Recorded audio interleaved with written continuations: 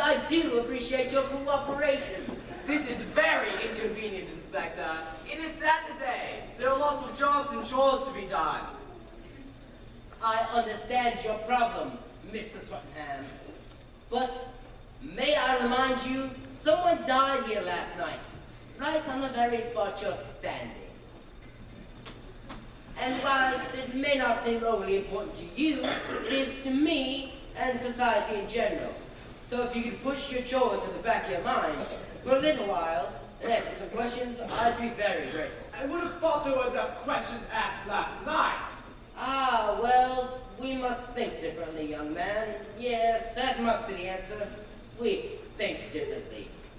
But if you cast your mind back, way back to last night, you will recall that I allowed you all to go home on the account that you show up here and cooperate fully this morning. But it's perfectly clear what happened. This man, Schurz was his name, I believe. Yes. Broke in here, intending to steal from his Blacklock all the rest of us, fired the shots to scare us, tripped in the dark, and killed himself, poor devil. I understand you're a bit of a writer. Well, yes, I do write. Well, I hope all your plots aren't as obvious as that, or otherwise I won't be interested in reading any of your books. Now, can we get on with this, please? I'm sure we're all perfectly to do anything you ask us to, Inspector. But it has been quite a shock to all of us, you know. I understand that, Miss Blacklock.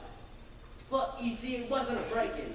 No windows forced, no locks broken. But he must have come in through the back door then. But I did. And as I was saying when Miss Marple rudely interrupted me, there's your bad habit of leaving the doors unlocked for all and sundry to come and go as they please. I locked the front door. For what? And everyone in the village does it.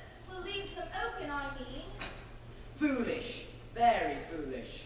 I suppose I must have left the back door open when I went to lock up the ducks.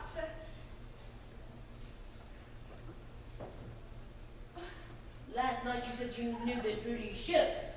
Well, hardly him, Inspector. His father owned a small hotel in Switzerland. I spent many years there helping to nurse my sister. And on occasion I would have a meal there.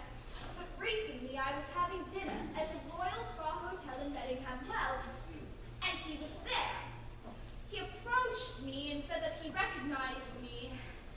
The trouble is, I had no recollection of him at all. Then, a few days later, he called on me here. Wait, he's been here before? Yes. I remember, Letty. You were quite upset. He was asking about some money. Oh, that's quite right. He gave me some story about his father being taken seriously ill and that he needed money to pay for the airfare.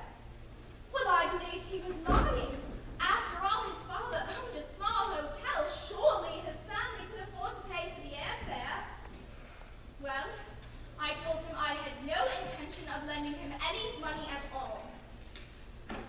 What puzzled me most was that he didn't make a fuss. He just left like a lamb. Do you think he called purely to look around, sort of scout out the layout of the house, that sort of thing? Well, I haven't given it much thought until now. I suppose that must be what he was up to. Not that it would do him any good. I don't keep more than a few pounds in the house. Valuables? Nothing. Jewelry? Silver? Nothing much. The little bits and pieces, nothing more. Oh, the silver's reasonable, nothing much really. Oh, Mitzi was cleaning it last night. I know, Thomas. It is nothing you seek a police officer. You come here, you blame me all the time. It's not the same where I come from. Toronto, in Hologation. But I do not pray. You understand? I do not pray. I tell them nothing. Yeah? Is she always like this?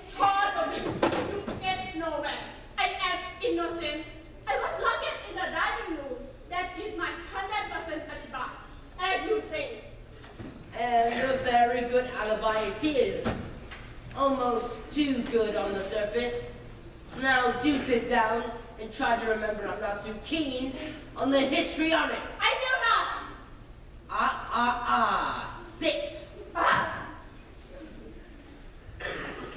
Let me say this to all of you. I don't want to be here any more than you do. There's a very good football match on at Milchester this afternoon I'd very much like to see, but other things are more pressing. Now, please, can we continue the interrogation without any more interruption? Now, Miss Blacklock, we've established you knew Rudy's shirts.